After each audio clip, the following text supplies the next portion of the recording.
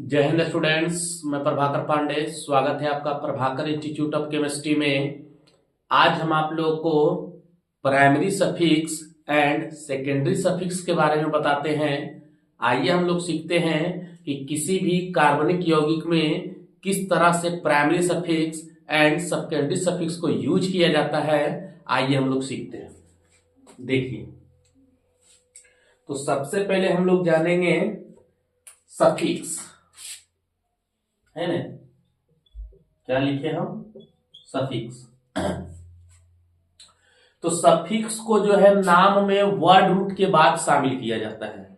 Suffix को जो है वो नाम में वर्ड रूट के बाद शामिल किया जाता है। ये वर्ड रूट क्या होता है? तो वर्ड रूट आप जानते होंगे, कार्बन एटम का जो नाम होता है ना, जैसे एक कार्बन है तो इसको मीथ बोलते हैं, है ना।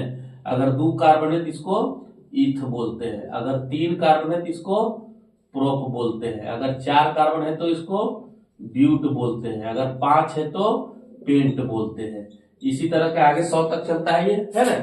तो इसी को बोलते हैं वर्ड रूट, है ना। इसको क्या बोलते हैं? वर्ड रूट बोलते हैं। तो सफिक्स का जो यूज किया जाता है वो वर्ड रूट के बाद में, मतलब कि सफिक्स को जो है वर्ड रूट के बाद नाम में शामिल किया जाता है। सफिक्स का जो हमेशा जो यूज किया जाता है उसे हमेशा वर्ड रूट के बाद ही नाम में शामिल करते हैं। सफिक्स जो होते हैं वे 2 प्रकार के होते हैं, ठीक है। इसको हटा देते हैं। देखिए, ऐसे भी साफ हो जाएगा। देखिए,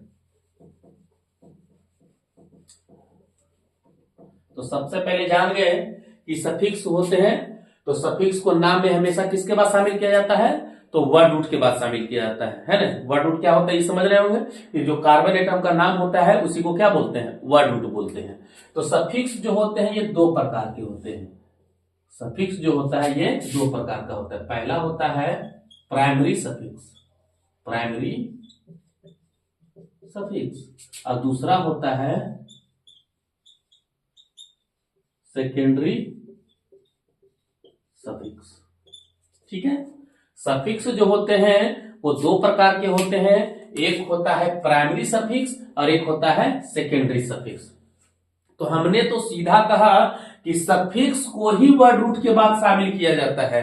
ये तो नहीं बताया कि अभी प्राइमरी सफिक्स को कहां पर यूज करेंगे, सेकेंडरी सफिक्स को कहां पर यूज करेंगे। हमने सीधा कहा कि सफिक्स को ही नाम में वर्ड रूट के बाद शामिल किया जाता है। तो अब हम एक एक करके जानते हैं कि प्राइमरी सफिक्स क्या है, उसके बाद हम आपको बताएंगे सेकेंडरी सफिक्स। तो सबसे पहले समझिए प्राइमरी सफिक्स क्या होता है। तो ये जो होता है वो 2 सी एटम के बीच बंधन की उपस्थिति को दर्शाता है ना। जैसे 2 सी एटम लिया हमने, 2 सी एटम के बीच या तो सिंगल हो सकता है, 2 सी एटम के बीच या तो डबल हो सकता है, 2 सी एटम के बीच या तो ट्रिपल हो सकता है ना। इससे ज्यादा नहीं होता है। या तो सिंगल होगा, या तो डबल होगा, या तो ट्रिपल होगा। तो प्राइमरी सफिक्स जो होते हैं यह 2 सी एटम के बीच उपस्थित बंधन की उपस्थिति को दर्शाता है ना। और ये जो प्राइमरी सफिक्स होते हैं ये 3 प्रकार के होते हैं। ये कितने प्रकार के होते हैं? ये 3 प्रकार के होते हैं। एक होता है ANE, एक होता है ENE और एक होता है YNE, है ना।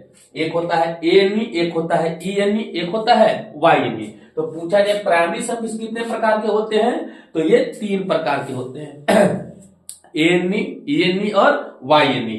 अगर 2 सी एटम के बीच सिंगल बॉन्ड उपस्थित होगा तो उसमें ANE का प्रयोग किया जाएगा, और 2 सी एटम के बीच अगर डबल होगा तो ENE का प्रयोग करेंगे, और 2 सी एटम के बीच अगर ट्रिपल बॉन्ड होगा तो उसके लिए YNE का प्रयोग करेंगे। समझ रहे हैं? तो 2 सी एटम के बीच अगर सिंगल होगा तो ANE, और अगर 2 सी एटम के बीच डबल होगा तो ENE, और ट्रिपल होगा तो YNE, है ना। ENE और YNE जो होते हैं वे अनसेचुरेटेड होते हैं। वे जो होते हैं अनसेचुरेटेड होते हैं, है ना। और जो सिंगल बॉन्ड होते हैं वे सेचुरेटेड होते हैं, संतृप्त होते हैं, है ना। इसको संतृप्त बोलते हैं, इसको असंतृप्त बोलते हैं। समझ रहे हैं कि अगर 2 सी एटम भी सिंगल रहेगा तो ANE, और डबल रहेगा तो ENE, ट्रिपल रहेगा तो YNE का प्रयोग कीजिएगा। समझ रहे? तो प्राइमरी सफिक्स जो होते हैं कितने प्रकार के होते हैं? 3 प्रकार के होते हैं। और इन्हें नाम में जो है हमेशा वर्ड रूट के बाद शामिल करते हैं। वर्ड रूट के बाद जैसे ही कोई नाम शामिल होता है तो वो होता है प्राइमरी सफिक्स। समझ गए। जैसे हमने लिखा 4 कार्बन है ना, 1 2 3 4, 4 कार्बन लिया, चारों जो है सिंगल बॉन्ड से जुड़ा हुआ है ना।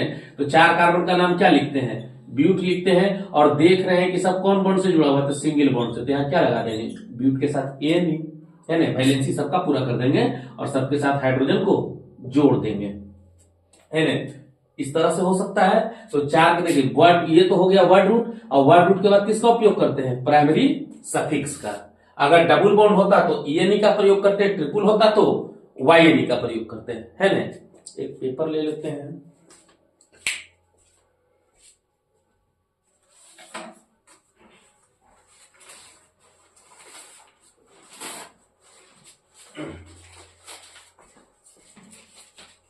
देखिए इसको हटा देते हैं, है ना, इसको हटा देते हैं। अब देखिएगा, तो अब यहां देखिए हमने लिखा 2 सी एटम के बीच सिंगल दिए, 2 सी एटम के बीच डबल दिए, 2 सी एटम के बीच एक ट्रिपल दिए, है ना। तो इसके लिए किसका प्रयोग करेंगे, अल्क के साथ प्लस एएनई, और यहां पर क्या होगा, अल्क के साथ ईएनई, या तो लिख सकते हैं अल्क के साथ क्या, YNE, है ना। पहले डस्टर देख लेते हैं।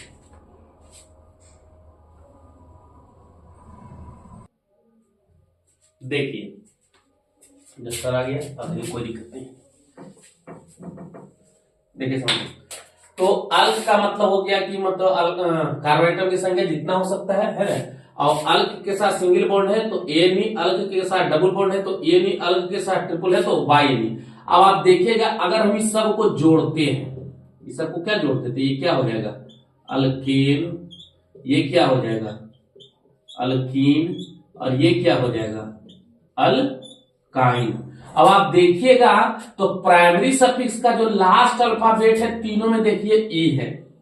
प्राइमरी सफिक्स का जो लास्ट अल्फाबेट है वो देखिएगा तीनों में क्या है, यहां पर देखिए ई है, यहां पर देखिए ई है, यहां पर देखिए ये है, सब जगह क्या है, ई है। समझ रहे कि नहीं समझ रहे। तो प्राइमरी सफिक्स का लास्ट अल्फाबेट ई जो होता है इसको बोलते हैं टर्मिनल। इसको क्या बोलते हैं, टर्मिनल बोलते हैं। समझ रहे कि प्राइमरी सफिक्स के लास्ट अल्फाबेट ई को क्या बोलते हैं, टर्मिनल बोलते हैं। सफिक्स क्या होता है, तो इन्हें नाम में वर्ड रूट के बाद शामिल किया जाता है। सफिक्स जो होते हैं कितने प्रकार के होते हैं, तो सफिक्स जो होते हैं वो 2 प्रकार के होते हैं। एक होता है एक होता है प्राइमरी सफिक्स और दूसरा होता है सेकेंडरी सफिक्स। प्राइमरी सफिक्स को नाम में वर्ड रूट के बाद शामिल किया जाता है, या 2 सी एटम के बीच उपस्थित बंधन की स्थिति को दर्शाता है ना। तो प्राइमरी सफिक्स के लास्ट अल्फाबेट ई को क्या बोलते हैं, टर्मिनल बोलते हैं।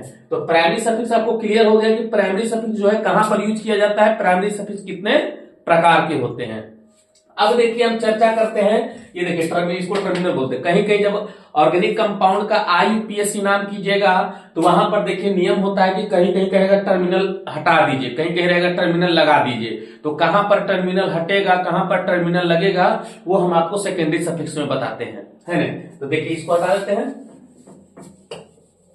तो अब हम चर्चा करते हैं सेकेंडरी सफिक्स की। तो सेकेंडरी सफिक्स क्या होता है, सेकेंडरी सफिक्स, है ना, सेकेंडरी सफिक्स। तो सेकेंडरी सफिक्स क्या होता है वो समझिएगा। तो इन्हें नाम में प्राइमरी सफिक्स के बाद जोड़ा जाता है। जैसे कैसे था कि सफिक्स को सीधे वर्ड रूट के बाद जोड़ा जाता है, और वर्ड रूट में आया था प्राइमरी सफिक्स, तो प्राइमरी सफिक्स को 2 सी एटम के बंधन की उपस्थिति को दर्शाता था, तो उसको भी वर्ड रूट के बाद ही जोड़ते हैं। लेकिन सेकेंडरी सफिक्स जो होता है इन्हें नाम में प्राइमरी सफिक्स के बाद जोड़ा जाता है। प्राइमरी सफिक्स के बाद, इन्हें नाम में प्राइमरी सफिक्स के बाद जोड़ा जाता है। सेकेंडरी सफिक्स जो होता है वो फंक्शनल ग्रुप का होता है। सेकेंडरी सफिक्स जो होता है किसका होता है, फंक्शनल ग्रुप का होता है। फंक्शनल ग्रुप का मतलब हो गया क्रियाशील समूह, क्रियाशील समूह, क्रियाशील समूह। सेकेंडरी सफिक्स जो होता है क्रियाशील समूह का होता है। अलग अलग फंक्शनल ग्रुप का सेकेंडरी सफिक्स भी अलग अलग होता है। अलग अलग जो फंक्शनल ग्रुप होगा उसका सेकेंडरी सफिक्स क्या होगा, अलग अलग होगा। जैसे देखिए हम आपको सिखाते हैं, क्या सिखाते हैं कि यहां देखिए कि हमने लिखा कि जैसे carboxylic acid, carboxylic acid, carboxylic acid का क्या होता है, COOH। क्या होता है, COOH। COOH होता है तो इसका जो सेकेंडरी सफिक्स होता है वो होता है ओइक एसिड। क्या होता है? Oic acid. जैसे हम और भी लिखे, हमने लिखा एल्डिहाइड CHO, तो CHO का सेकेंडरी सफिक्स क्या होता है? आइल होता है। अगर हमने लिखा अल्कोहल तो अल्कोहल का क्या होता है? ऑल होता है। हमने लिखा ईथर, ईथर का क्या होता है? डायमोलिक्यूल O, तो ईथर का ईथर ही होता है सेकेंडरी सफिक्स, है ना। हमने लिखा हमने लिख दिया एमाइड, है ना, एमाइड, तो एमाइड का क्या हो जाता है? एमाइड का हो जाता है CONH2, एसिड एमाइड का क्या हो जाता है? एमाइड ही होता है। तो यही सब जो है बहुत सारे क्रियाशील समूह होते हैं, तो ये क्रियाशील समूह होते हैं और ये उनका सेकेंडरी सफिक्स होता है। समझ रहे हैं? तो सेकेंडरी सफिक्स क्या होता है? तो इन्हें नाम में प्राइमरी सफिक्स के बाद जोड़ा जाता है, और सेकेंडरी सफिक्स जो होता है वो फंक्शनल ग्रुप का होता है। अलग अलग फंक्शनल ग्रुप के लिए सेकेंडरी सफिक्स भी क्या होता है? अलग अलग होता है। जैसे कि सब अलग अलग फंक्शनल ग्रुप है तो सबका सेकेंडरी सफिक्स क्या है? अलग अलग है ना। अब देखिए हम आपको सेकेंडरी सफिक्स का यूज करके बताते हैं, है ना। देखिए इसको हटाते हैं।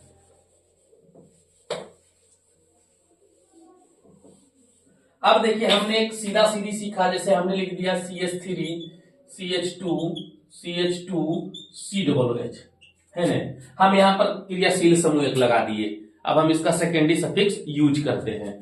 तो जैसे देखिए टोटल कार्बन कितने हो गए पहले, तो यहां देखिए 1 2 3 और 1 4, तो 4 को क्या लिखेगा? ब्यूट, ब्यूट लिख दिए। अब आप देख रहे हो कि कार्बन से जो कार्बन है वो सब सिंगल बॉन्ड से है, तो हमने अभी बताया कि वर्ड रूट के बाद जो जोड़ा जाएगा वो पहले प्राइमरी सफिक्स जोड़ा जाएगा। वर्ड रूट के बाद क्या जोड़ा जाएगा? प्राइमरी सफिक्स जोड़ा जाएगा। तो प्राइमरी सफिक्स जोड़ने के लिए सिंगल बॉन्ड क्या जोड़ेंगे? ANE जोड़ेंगे। प्राइमरी सफिक्स के लिए क्या जोड़ेंगे? ANE।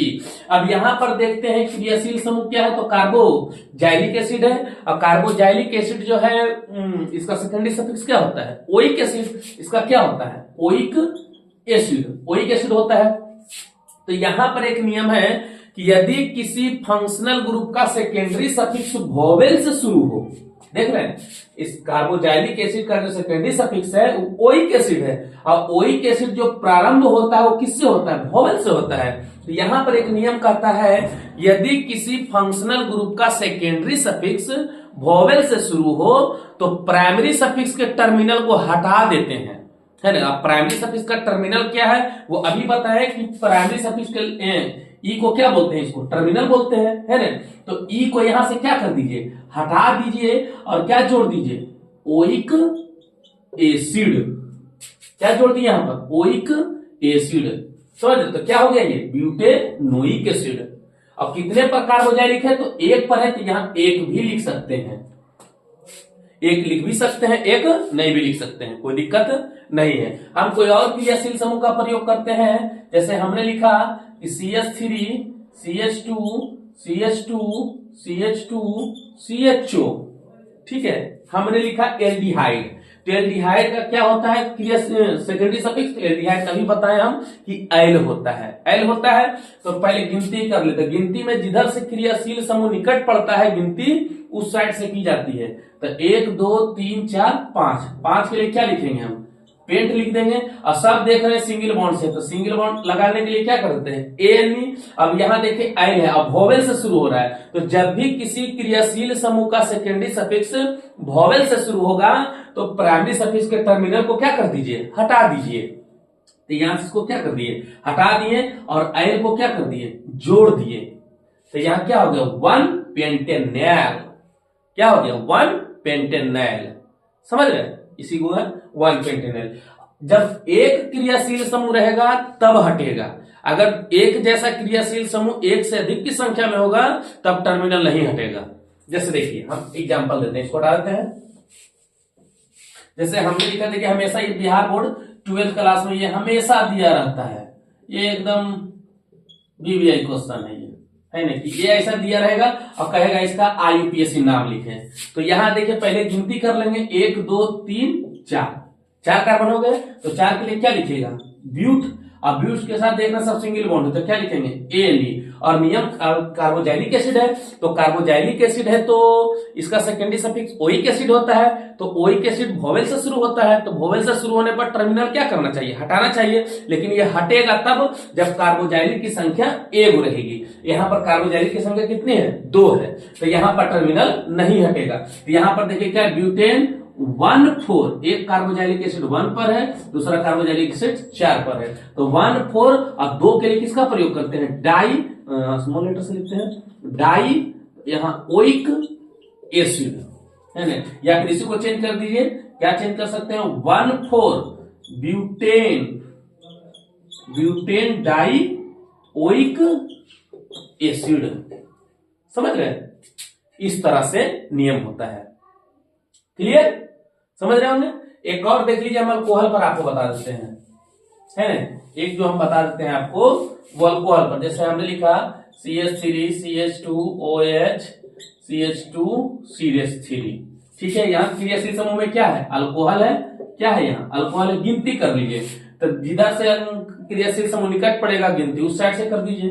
तो 1 2 3 4 है ना। तो कितने का पीछे 4 का है तो 4 को क्या लिखेगा, ब्यूट। अब ब्यूट के साथ देखिए सब सिंगल बॉन्ड है तो AN ई लगाइएगा, AN क्या कर देंगे, ई लगा देंगे। अब देखिए अल्कोहल का हम बताए थे कि सेकेंडरी सफिक्स क्या होता है, ऑल होता है। तो ऑल होने पर क्या कर देंगे, वोवेल से शुरू है तो टर्मिनल क्या कर देंगे, हटा देंगे और ऑल जोड़ देंगे। तो क्या लिखेंगे, 2-ब्यूटेनॉल, 2-ब्यूटेनॉल। समझ रहे। तो इस तरह से प्राइमरी सफिक्स और सेकेंडरी सफिक्स का यूज किया जाता है।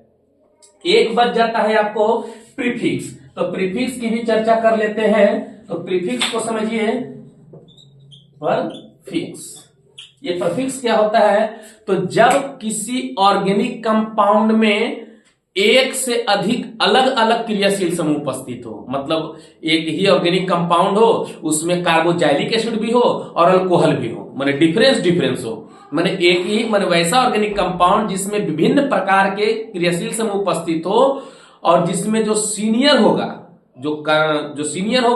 उसका सेकेंडरी सफिक्स और बाकी जितना क्रियाशील समूह बचेगा उसको प्रीफिक्स के रूप में इस्तेमाल किया जाता है ना।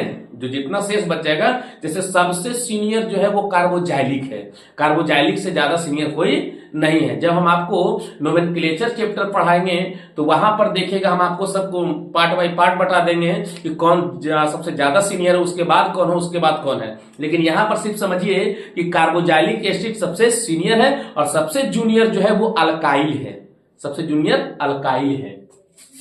तो जैसे देखिए हमने लिखा कार्बोजाइलिक एसिड, तो कार्बोजाइलिक एसिड का सेकेंडरी सफिक्स अभी आपने पढ़ा क्या, ओइक एसिड। लेकिन अगर पूछे कार्बोजाइलिक एसिड का प्रीफिक्स क्या होता है, तो प्रीफिक्स होता है कार्बोक्सी। क्या होता है, कार्बोक्सी।